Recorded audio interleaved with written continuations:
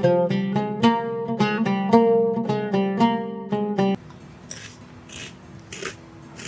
இன்னைக்கு முறுமுறுவான முறுக்கு ரெசிபி எப்படி செய்யறதுன்னு பார்க்க போறோம். இதை நீங்க ஈவினிங் டைம்ல டீ கூட வச்சு சாப்பிட்றதுக்கு ரொம்ப சூப்பரா இருக்கும். குழந்தைங்க கேட்கும்போது எடுத்து தரலாம், ஸ்டோர் பண்ணி வச்சுக்கலாம். இதை ஹாய் ஃப்ரெண்ட்ஸ், என் பேர் Abhi. Welcome to Indian recipes Tamil. வீடியோக்குள்ள போறதுக்கு முன்னாடி நம்ம சேனல் இந்தியன் ரெசிபிஸ் தமிழை சப்ஸ்கிரைப் பண்ணிக்கோங்க. கூடவே இருக்க பெல் சிம்லையும் கிளிக் பண்ணிக்கோங்க.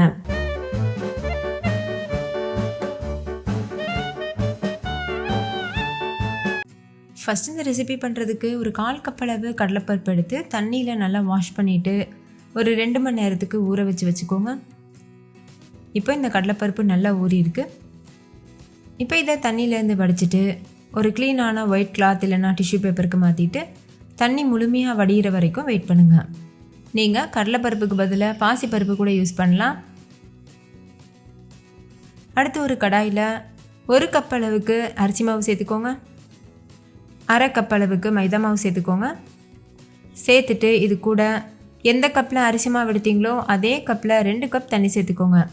1 டீஸ்பூன் உப்பு, 1 டீஸ்பூன் மிளகாத்தூள், கூடவே ஒரு 1/4 டீஸ்பூன் அளவுக்கு ஃபுட் கலர் சேர்த்துக்கோங்க. நான் ஆரஞ்சு ரெட் ஃபுட் கலர் சேர்த்துருக்கேன். நீங்கள் ஃபுட் கலர் சேர்க்க விருப்பப்படலைன்னா தாராளமாக ஸ்கிப் பண்ணிவிட்டு கூட அப்படியே செய்யலாம். இப்போ இது எல்லாத்தையும் சேர்த்து ஒரு பிஸ்க் இல்லைனா ஸ்பேச்சுலா வச்சு நல்லா கட்டிகள் இல்லாமல் மிக்ஸ் பண்ணிக்கோங்க. நல்லா மிக்ஸ் பண்ணதுக்கப்புறமா ஸ்டவ்வை லோ ஃப்ளேமில் வச்சு இது போல் கலந்துகிட்டே இருங்க. இந்த மாவு நல்லா கெட்டியாக முறுக்கு மாவு கன்சிஸ்டன்சிக்கு வர வரைக்கும் நல்லா கலந்துக்கோங்க. இந்த அரிசி மாவை நம்ம நல்லா வேக வச்சு முறுக்கு செய்கிறதுனால நல்லா மொறுமொறுவாகவும் இருக்கும். அதே சமயம் எண்ணெயில் போடும்போது பிரிஞ்சு போகாமவும் இருக்கும். இப்போ இந்த மாதிரி இதை 2 பக்கம் திருப்பி விட்டு நல்லா கலந்துகிட்டே இருங்க. கைவிடாமல் கலந்துகிட்டே இருக்கணும், இல்லைன்னா அடிப்பிடிக்க ஆரம்பிச்சிடும். நீங்கள் இந்த மாதிரியும் பண்ணலாம். அப்படி இல்லைன்னா தண்ணியை ஃபஸ்ட்டே நல்லா கொதிக்க வச்சுட்டு அதுக்கப்புறமா அரிசி மாவும் மைதா மாவும் சேர்த்து நீங்கள் மிக்ஸ் பண்ணிக்கலாம். அப்படி செய்கிறதா இருந்தால் தண்ணி நல்லா கொதித்ததுக்கப்புறமா தான் அரிசி மாவு சேர்க்கணும். இப்போ பாருங்கள், நல்லாவே கெட்டியாயிருச்சு. இந்த அளவுக்கு கெட்டியாக வர்றது வரைக்கும் நம்ம கலந்துகிட்டே இருக்கணும். இப்போ ஸ்டவ் ஆஃப் பண்ணிவிட்டு மூடிட்டு முழுமையாக ஆறுறது வரைக்கும் வெயிட் பண்ணுங்கள். கொஞ்சம் கூட சூடு இருக்கக்கூடாது. நல்லா ஆறுனதுக்கப்புறமா ஒரு அகலமான பாத்திரத்துக்கு இதை மாற்றிக்கோங்க. பாருங்கள், தொட்டு பார்க்கும்போது கொஞ்சம் கூட சூடு இல்லை, மாவும் நல்லா சாஃப்டாக இருக்குது. இப்போ ஒரு அகலமான பாத்திரத்துக்கு மாற்றிட்டு 1 டேபிள் ஸ்பூன் எண்ணெய் சேர்த்துக்கோங்க. நான் தேங்காய் எண்ணெய் யூஸ் பண்ணியிருக்கேன். கையிலையும் கொஞ்சம் எண்ணெய் தடவிட்டு இந்த மாவை நல்ல ஒரு சாஃப்டான மாவு கன்சிஸ்டன்சிக்கு பிசைஞ்சுக்கோங்க. நல்லா இந்த மாதிரி அழுத்தம் கொடுத்து பிசையணும். ஒருவேளை உங்களுடைய மாவு ரொம்ப தண்ணியாக இருக்க மாதிரி இருந்ததுன்னா கொஞ்சமாக அரிசி மாவோ இல்லைனா மைதா மாவோ சேர்த்து நீங்கள் கரெக்டான பக்குவத்துக்கு பிசைஞ்சிக்கலாம். இல்லை மாவு ரொம்ப கெட்டியாக இருக்க மாதிரி இருந்ததுன்னா கொஞ்சமாக சுடுதண்ணி தெளித்து நீங்கள் பிசைஞ்சிக்கலாம். இப்போ பாருங்கள், மாவு நல்லா சாஃப்டாக பிசைஞ்சாச்சு.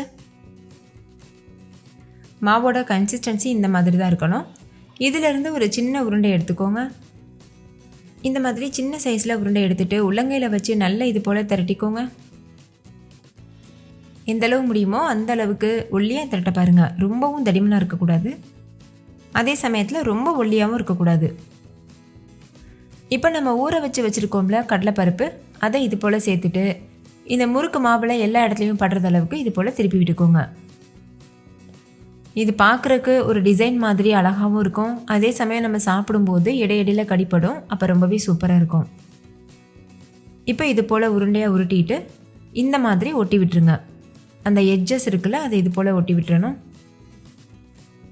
அவ்வளோதான், முறுக்கு பொரிக்கிறதுக்கு தயாராக இருக்குது. இப்போ ஒரு கடாயில் பொரிக்கிற தேவையான அளவுக்கு எண்ணெயை சூடுபடுத்திட்டு எண்ணெய் நல்லா சூடானதுக்கப்புறமா ஸ்டவ்வை மீடியம் ஃப்ளேமில் வச்சுட்டு நம்ம செஞ்சு வச்சுருக்க முறுக்குகளை உள்ளே சேர்த்துருங்க. கடாய் சைஸுக்கு தகுந்த மாதிரி எத்தனை முறுக்கு சேர்க்க முடியுமோ அத்தனை முறுக்கு சேர்த்துக்கோங்க. சேர்த்துட்டு மீடியம் ஃப்ளேம்லேயே வச்சு ஒரு 2 நிமிஷத்துக்கு வேக வச்சுக்கோங்க. ஸ்டார்டிங்கில் உடனே நம்ம கரண்டியை போட்டு மிக்ஸ் பண்ணக்கூடாது. 2 நிமிஷத்துக்கு அப்புறமா தான் 2 பக்கமும் திருப்பி விட்டு நல்ல மொறுமொறுவாக வர வரைக்கும் வேக வச்சு எடுத்துக்கணும். இந்த சலசலப்பெல்லாம் அடங்கிட்டு நல்ல மொறுமொறுவாக வரும். அப்போ இதை வெளியில் எடுத்துகிட்டு சர்வ் பண்ணிடுங்க. இந்த மாதிரி திருப்பி விட்டுட்டே தான் இருக்கணும். அப்போ தான் எல்லா பக்கமும் ஒரே கலரில் வெந்து வரும். அவ்வளோதான், ரிங் முறுக்கு சூப்பராக தயாராகிருச்சு. சலசலப்பெல்லாம் அடங்கிட்டு பார்க்கும்போதே உங்களுக்கு தெரியுதுல்ல, நல்லா மொறுமொறுவாக வெந்து வந்திருக்கு. இந்த ஸ்டேஜில் வெளியில் எடுத்துகிட்டு ஒரு டிஷ்யூ பேப்பரில் வச்சுட்டிங்கன்னா எக்ஸஸாக இருக்க எண்ணெயெல்லாம் அதில் போயிடும். அதுக்கப்புறமா நீங்கள் சர்வ் பண்ணலாம். இதே போல் மீத இருக்க எல்லா முறுக்குகளையும் செஞ்சுட்டு முழுமையாக ஆறுனதுக்கப்புறமா ஒரு ஏர்டைட்டான கண்டெய்னரில் போட்டு ஸ்டோர் பண்ணி வச்சுட்டு எப்போல்லாம் தேவையோ அப்போல்லாம் எடுத்து சாப்பிட்டுக்கலாம். நல்லா கிறிஸ்பியாகவே இருக்கும். ஓகே, நீங்களும் கண்டிப்பாக இதே மெத்தடில் ரிங் முறுக்கு செஞ்சு பாருங்கள். நல்ல ஒரு டீ டைம் ஸ்நாக்காக இருக்கும். குழந்தைங்களுக்கும் ரொம்ப ரொம்ப பிடிக்கும். நீங்கள் ஸ்கூலுக்கு ஸ்நாக்ஸில் வச்சு விடலாம். ஸோ கண்டிப்பாக மிஸ் பண்ணிடாமல் ட்ரை பண்ணி பாருங்கள். ஓகே ஃப்ரெண்ட்ஸ், இந்த முறுக்கு ரெசிபி உங்கள் எல்லாருக்கும் ரொம்ப பிடிச்சிருந்தா லைக் பண்ணுங்கள். உங்கள் ஃப்ரெண்ட்ஸ் கூடயும் நிறைய ஷேர் பண்ணுங்கள். அவங்களும் பார்த்து பயன்பெறட்டும். நீங்களும் வீட்டில் ட்ரை பண்ணி பார்த்துட்டு கமெண்ட் பண்ண மறந்துடாதீங்க. தேங்க்யூ, பாய்.